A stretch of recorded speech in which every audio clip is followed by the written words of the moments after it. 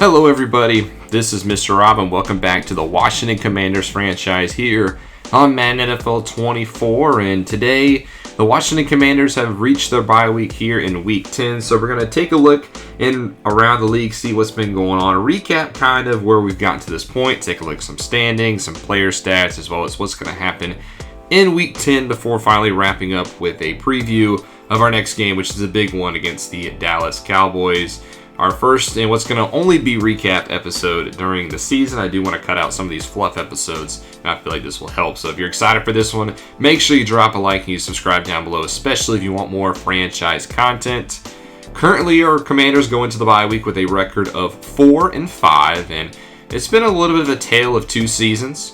We started off the season very poor. We lost our first 3 games, and a lot of those games were very winnable. We did beat the Steelers, who were undefeated at the time, which was a good win. And then we lost to the Panthers in week 5. So we started off 1-4, and a lot of those teams were games that we should have won, to be honest. We should have been better than 1-4. But ever since then, we've won 3 of our next 4. We beat the Titans 20-10, and then we lost to the Ravens in a tough one before destroying the Bengals once Joe Burrow got hurt, and then we beat the Buccaneers last week. So we're on the up and up, it looks like, at a 4-5 record.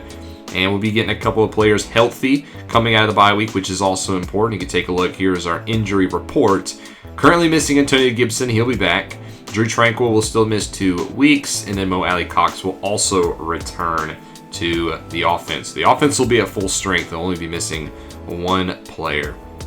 Now let's take a look at the standings so far in the National Football League. There's only one undefeated team. It is the Dallas Cowboys. They are 8-0. They look like the best team in football, but we'll see if that continues into the postseason. The worst team is the Jets. They are 1-7. Going in the AFC North first, the Bengals and the Ravens are tied over there with 6-3. Cincinnati has not had a good past couple of weeks without Burrow and Chase and Mixon and company. They are desperate to get them back. While the Ravens, they're 6-3. Lamar Jackson's having an MVP-type season. The Steelers, who started off undefeated, they're now 5-3, and the Browns at 3-5. In the AFC South, it's the Jaguars leading the way. They're 7-2, the best team in the AFC, and the rest of the division is not very good. The Titans are 3-5, the Colts are 3-5, and the Texans are 3-6. In the East, it's the Patriots who lead the way at 7-2, followed by the Bills at 5-3, the Dolphins who are 3-5, and the Jets who, like we said, are 1-7, including losing 7 straight. In the West, the Chiefs lead the way out there. They're 7-2, followed by the Chargers close behind at 6-3. The Broncos are 4-4, led by Shedeur Sanders, and then the Raiders sit at 4-5. In the National Football Conference, and in the North, the Vikings and the Packers both tied at 4 apiece. The Vikings were 4-0. They've lost 4 straight. It's been a weak division. Bears 4-5, and the Lions are 2-6. In the South, nobody wants to win this division as well. The Falcons lead it with an under 500 record at 4-5. The Saints are 3-5. The Panthers are 3-6, and the Buccaneers are 2-7. In the AFC East, it's like we said, the Cowboys are 8-0. The Eagles are 5-4. The Giants are 5-4. They were contending for a little bit, but have come back down to earth a little bit. And then we're 4-5, so arguably one of, if not the toughest division in football. And then the West is the Seahawks who lead out there 5-4, the Cardinals who are at 500, followed by the Rams, and the disappointing 49ers. So let's take a look at player stats now, see what's been going on with the team, get you caught up with the numbers. And this is usually where we spend most of our time in these episodes. Real quickly, you can see on offense, we are 6th in the NFL in offensive yards, and we are 24th in defense. So the defense is on the right track. It's still not elite, but it's definitely better than we were last season. As far as the passing game goes, it's been Kirk Cousins, and he got off to a very shaky start, to say the least, and he's played a lot better in recent weeks. 2,100 yards, 11 touchdowns, 10 interceptions. He threw 8 interceptions in like the first 3 games, and he's only thrown 2 since. So the numbers still don't look like amazing, but I will say that Kirk Cousins has played better. Michael Penix has been developing on the bench. He is still in line to be the starter of the future, but we're still not rushing him. Might as well let him learn the playbook and not throw him into a scenario where he might not be ready for.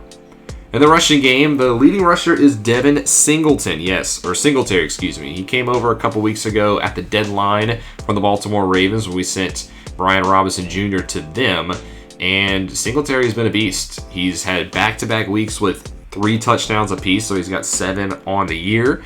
Antonio Gibson is our superstar. Yes, he has a better average like per carry, but you know, he has been hurt twice this season. So I do think even though he is our superstar, Singletary is not going to be going anywhere. I plan on trying to split carries between the two, and then maybe with Gibson can go a few more weeks, you know, stay healthy, start to get that workload back. But I have no real intentions of giving Gibson another full load like we have in the past, because his body has shown he can't handle it right now, and I want to protect our superstar running back.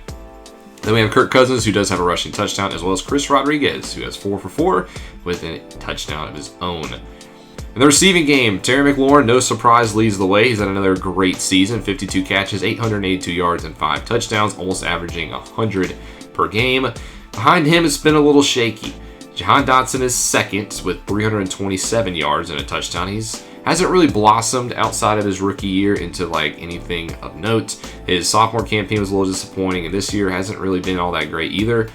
Curtis Samuel's up next. He's missed 4 games with an injury, but outside of that, he's done a lot better. We had that scenario early on in the season where Samuel was lacking confidence, and ever since we had that talking to him, and we were pretty stern in the talking, he's played a lot better. 273 yards. He only has 1 touchdown, but he's done very good in space on RPOs, and I'm looking forward to hopefully him staying healthy, and I would like to see him continue to be that number 2 receiver. Then Singletary has 173 in the air as well, and 4 touchdowns in the receiving game. So he has 11 total touchdowns already in this season.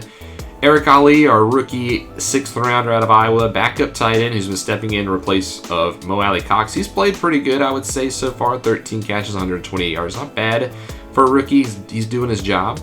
De'Ami Brown also has a touchdown, but other than that, I haven't seen him that much. Mo Alley Cox, like we mentioned, he's coming back from injury. And Johnny Wilson, the rookie out of Florida State, has a couple of catches here and there. Maybe he starts to get more involved in the offense later in the second half of the season. I mean, 6'7", 237. I'd love to get him more involved in the offense.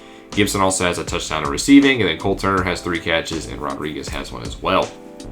Blocking-wise, I would say our offensive line has done pretty good overall. I mean, you can look at these downs played. I mean, Leno's only given up 3 sacks. Norwell is yet to give up a sack at left guard, so by the numbers say. Fowler 2, Stromberg 2, Cosme 3. One of our goals in this past all season was to really strengthen this offensive line, get back to that former Washington ball of just like holding the line. And I feel like it's worked with the additions of Norwell and Fowler at guard, and I think this has been a very strong unit so far this year.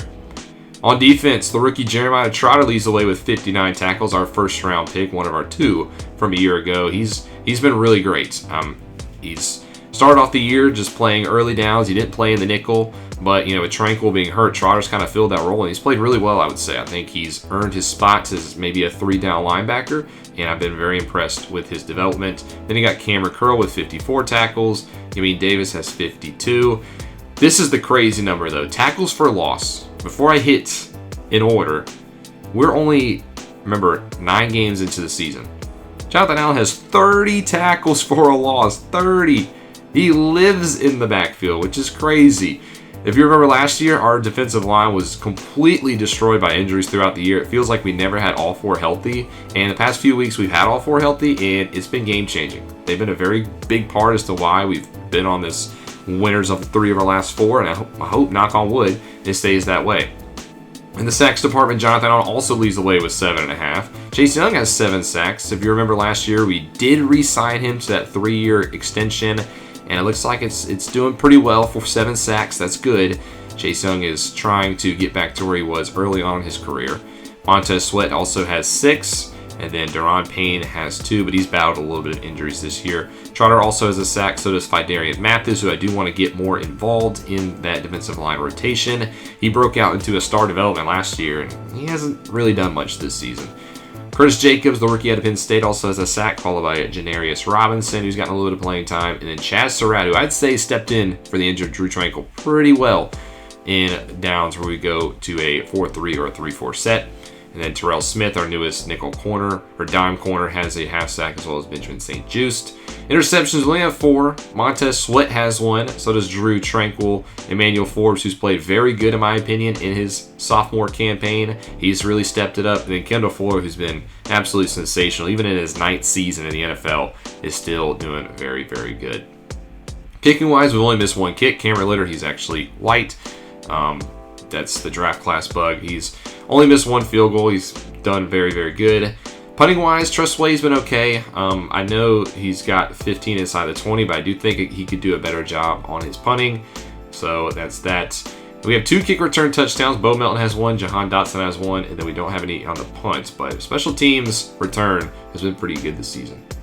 As far as the rest of the NFL, we'll go take a look at the league leaders now to see what's been going on with them.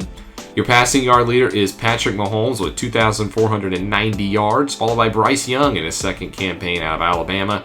He's right up there with them, but the Panthers, they throw the football a ton.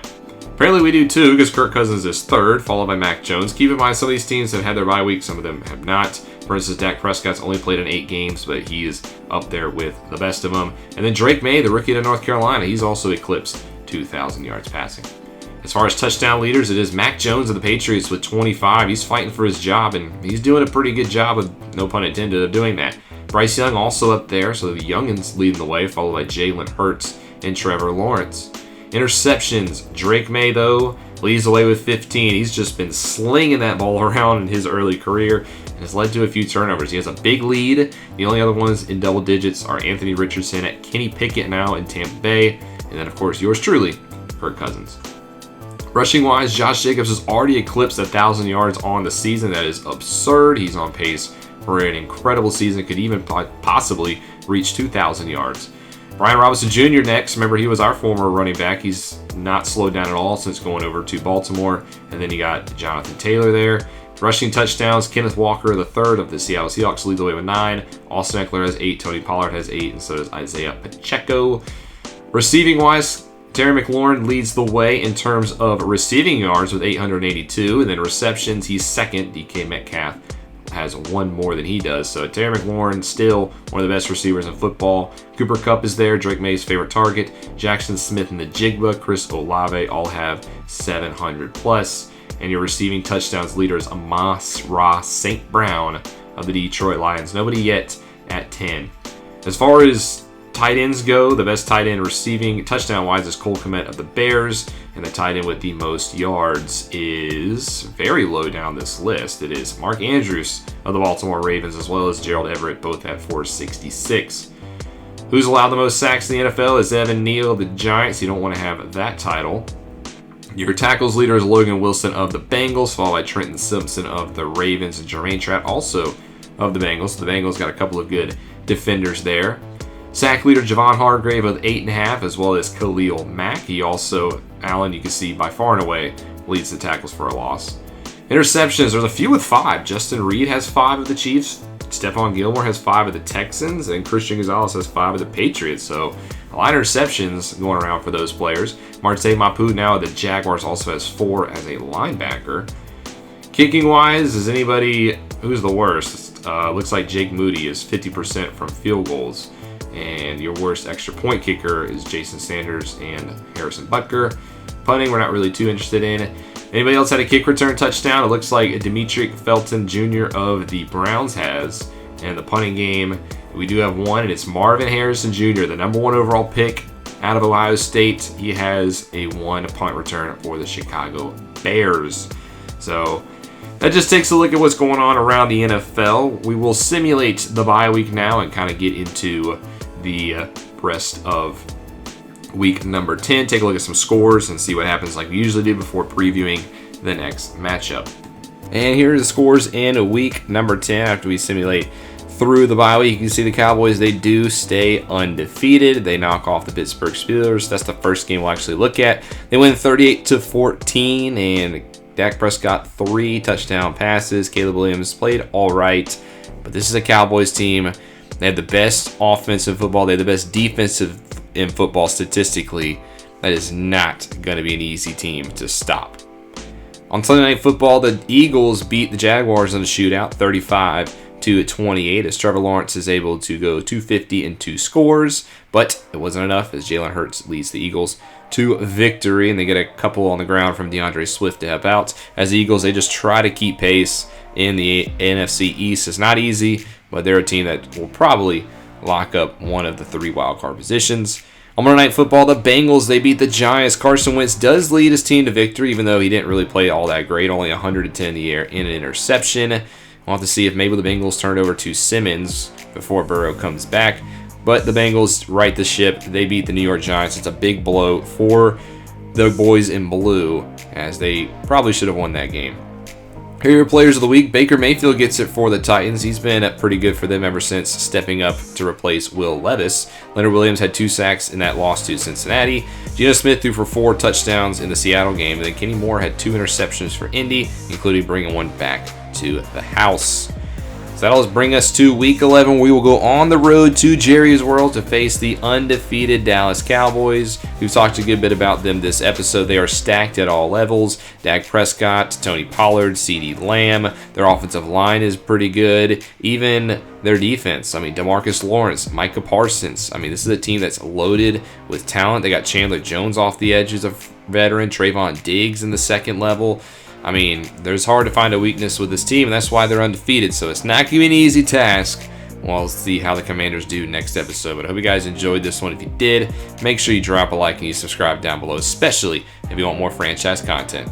This is Mr. Rob, and I'll see you in the next one.